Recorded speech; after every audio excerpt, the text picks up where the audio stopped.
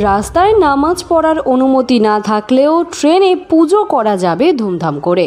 হ্যাঁ, বিশ্বকর্মা পুজোর দিন এমনই ঘটনার সাক্ষী থাকলো শান্তিপুর শিয়ালদহ লোকাল। এদিন সকাল 7:26 লোকালে বাজলো ঢাক আর কাসর। পুরোহিত ডেকে রীতিমতো মহা সমারোহে পুজো করা হলো চলন্ত ট্রেনেই। যাত্রীরা নিজেরাই চাঁদা তুলে এই পুজোর আয়োজন করেন। পুজো চলাকালীন প্রসাদ বিতরণ করা হলো, যেন এটি একটি চলমান প্রসাদখানা। আর এই পুজোতে রেল কর্তৃপক্ষকেও উপহার ও বিশেষ প্রসাদ দেওয়া হয়েছে। প্রশ্ন উঠছে, এই একই ধরনের আয়োজন যদি মুসলিমরা ট্রেনে করতে চান, তাহলে কি রেল কর্তৃপক্ষ একই রকম উদারতা দেখাবে, নাকি তখন সময়ানুবর্তিতা এবং নিয়মানুবর্তিতার কথা বলে সব বন্ধ করে দেওয়া হবে, নাকি সম্প্রীতি রক্ষার দায়িত্বের কথা বলে মুসলিমদের আবেগকে চাপা দেওয়া হবে?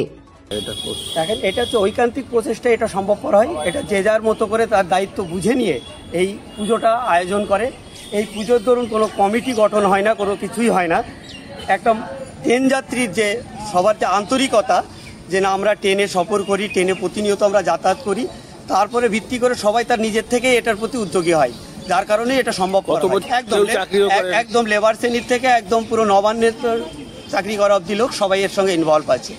রেলের আধিকারিক বলেন কি নবান্নের আধিকারিক বলেন, অর্থ দপ্তর বলেন, বন দপ্তর বলেন, সবাই এর সঙ্গে ইনভলভ আছে এবং লেবার শ্রেণীও আছে। সেক্ষেত্রে সহযোগিতাও তো সেই রকম ভাবে সবাই স্বইচ্ছাই করে থাকেন। একদম।